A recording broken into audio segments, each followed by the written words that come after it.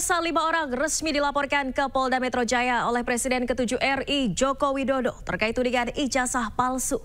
Dan untuk membahas informasi selengkapnya kami telah terhubung dengan kuasa hukum Joko Widodo, Rifai Kusumanegara. Selamat sore, Bung Rifai.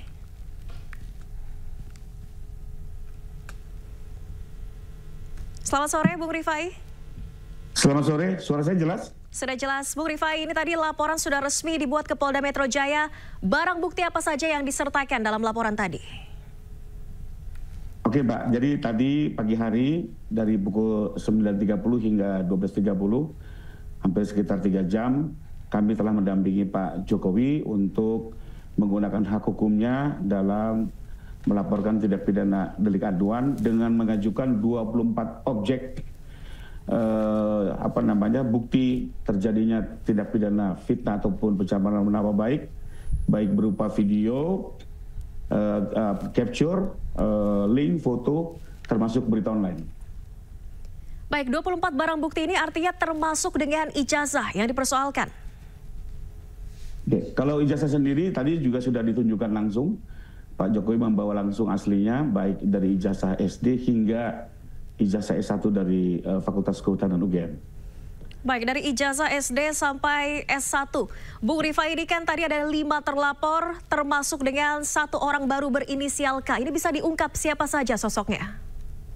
Oke, Mbak. Jadi dalam laporan, kami tidak menunjuk langsung siapa terlapor. Jadi dalam penyelidikan, kenapa? Karena kami juga tetap menjaga asas praduga tidak bersalah. Namun demikian, dalam uraian fakta, dari 24 objek tersebut, terdapat 5 orang yang diduga terlibat dalam perbuatan tindak pidana fitnah ataupun pencemaran nama baik, ya.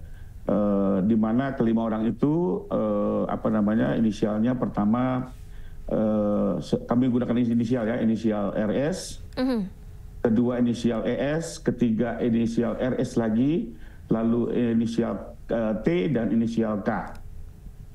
Nah, kenapa kami mengembalikan kepada penyelidikan penyidik? Karena dalam tindak pidana elektronik ini cakupannya cukup luas, ya. Jadi bukan hanya sekedar siapa yang menyatakan, tapi juga siapa yang menyebarkan, siapa yang melakukan transmisi, ini perlu digali lebih dalam. Nah, karena misalnya seseorang itu, oke, kalimatnya bertendensi mencemarkan, tapi kalau dia sendiri misalnya diwawancara 4 mata, tidak dipublikasi, maka seharusnya itu kan tidak masuk dalam konteks pencemaran. Jadi untuk sementara kami melaporkan dari uraian peristiwa, terdapat 5 orang yang terduga terlibat dalam tindak pidana yang kami laporkan. Demikian, Mbak. Baik, tadi dalam proses membuat laporan polisi ini ada pertanyaan apa saja yang diajukan kepada pelapor? Ya, jadi Pak Jokowi sendiri tadi menjawab lebih kurang 35 pertanyaan, ya, dari pertama fakta-fakta apa saja yang diketahui terhadap 24 objek ini, lalu juga digali terkait mengapa Pak Jokowi mengajukan tuntutan, diuraikan juga oleh Pak Jokowi, dan juga termasuk sejarah singkat dari hidup Pak Jokowi, sekolah di mana, dari SD sampai kuliah, karena ini kan terkait dengan persoalan itu. Demikian, Mbak. Baik, apakah sudah ada penjadwalan untuk pemeriksaan lanjutan untuk pelapor maupun terlapor, Bung Rifai? Oke, sesuai prosedur memang pelaporan itu selalu dimulai dengan penyelidikan dulu, Mbak. Jadi kita hormati proses hukum yang berlangsung, mulai dulu dengan penyelidikan, nanti dari situ mungkin akan dicari alat bukti tambahan apakah memang ini masuk dalam tindak pidana atau tidak. Dan setelah masuk dalam tindak pidana, baru dari penyelidikan ini naik ke tahap penyidikan. Jadi untuk sementara kami masih mengikuti proses penyelidikan, dan kita mengikuti prosedur yang berlaku, ya. Seperti tadi Mbak lihat sendiri, Pak Jokowi sendiri tadi ke ruang pengaduan, antri di loket, mengikuti semua prosedur karena beliau hari ini adalah warga negara biasa yang sedang menggunakan hak hukumnya untuk menjaga kehormatan dan nama baiknya. Baik, sementara proses penyelidikan masih berjalan, apakah dari pihak pelapor membuka peluang mediasi dengan para terlapor? Pada intinya kami mengikuti dulu proses hukum yang berlaku, dan memang biasanya ada satu proses mediasi sebelum ini berlanjut. Intinya kami akan mengikuti semua tahapan prosedur sesuai ketentuan yang berlaku, termasuk misalnya kalau memang akan dimediasikan pun kami akan mengikuti semua prosedur ini, Mbak. Oke, artinya jika mediasi berjalan lancar, ada kemungkinan laporan ini bisa dicabut? Kalau itu kami kembalikan ke Pak Jokowi sebagai saksi korban, ya. Tapi tentunya juga beliau akan mempertimbangkan dan cukup bijak. Sekedar informasi Mbak, kami menangani ini sudah sejak 2 tahun yang lalu.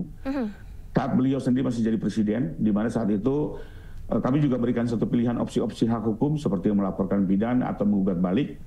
Tapi waktu itu beliau bilang tidak mau melakukan upaya hukum tersebut dan cukup hanya menghadapi gugatan.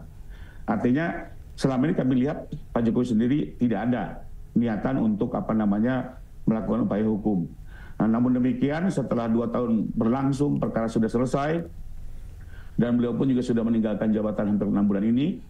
Ternyata ini bergulir kembali dan untuk saat ini beliau dengan terpaksa menggunakan hak hukumnya karena beliau juga berpendapat saat ini beliau sudah jadi warga negara sehingga pada saat menggunakan hak hukum pun juga akan berjalan objektif.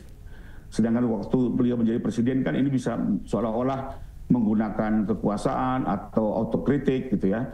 Sehingga beliau menghindari itu semua dan untuk saat ini beliau murni menggunakan hak hukum sebagai warga negara dan tidak ada kaitannya lagi dengan jabatan yang sudah dilepasnya.